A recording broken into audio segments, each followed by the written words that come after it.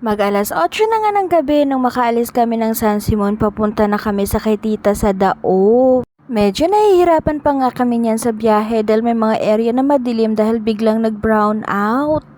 Mabuti na lang talaga at sobrang bait ni Lord at hindi kami pinabayaan at nakarating kami ng safe sa bahay ni tita.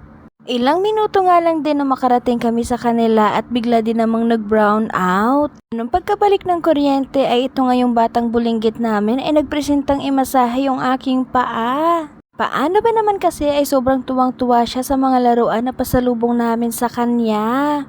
Parang kailan nga lang na nandito siya sa amin sa bahay ay napakaliit pa niya at 4 years old lang siya noon.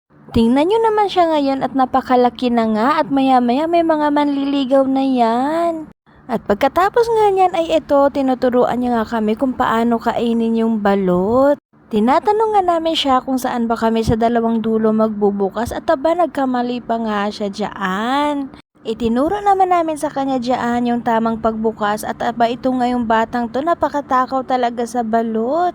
Kung hindi mo nga siya lulukuhin na tumain na ngayon sisiw sa loob ay aba hindi nga magtatantan sa kakakain neto.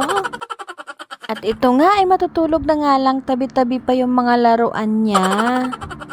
Kinabukasan na nga ito at ito nga nagisnan ko nga itong isa na nag-aayos na naman ng kanyang motor. Binigyan nga pala siya ni tita nitong maliit na payong para doon panlagay sa lagay ng cellphone para nang sa ganon ay hindi maulanan o mainitan yung phone pag nasa biyahe.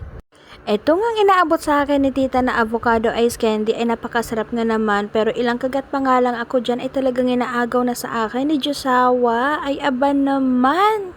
At ito na nga yung napala ko sa pamimingwit ko kahapon doon sa San Simon. Ayan, bali-bali yung paa, halos hindi ko na maihakbang yung aking talampakan. Humahawak-hawak na nga lang ako niyan sa pader para makalabas at pasok ako dyan sa bahay ay aba naman.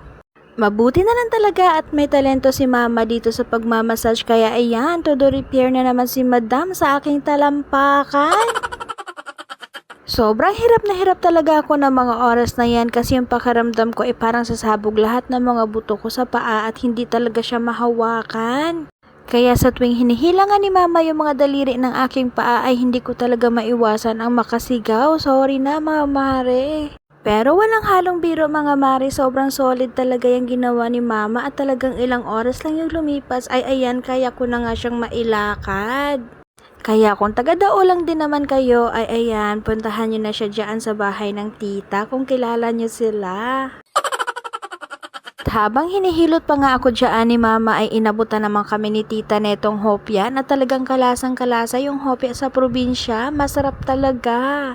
At fast forward na nga mga mari, natapos na nga niya yung pagkakabit nitong payong at ayan pinapakita niya nga sa akin yung gawa niya, napakatibay daw.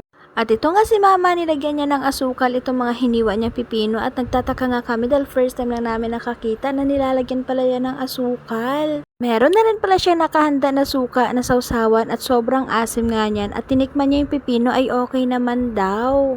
At heto nga naman kaming mga gaya-gaya ay talagang nilantakan na rin namin yung mga pipino at ayun nga sobrang legit, masarap nga siya mga mare. At habang busy nga naman yung lahat ay ito naman ako at halos di ko tinatantanan yung pipino. Sinubukan ko pang higupin dyan yung suka ay naku naman talagang napakaasim mga mare.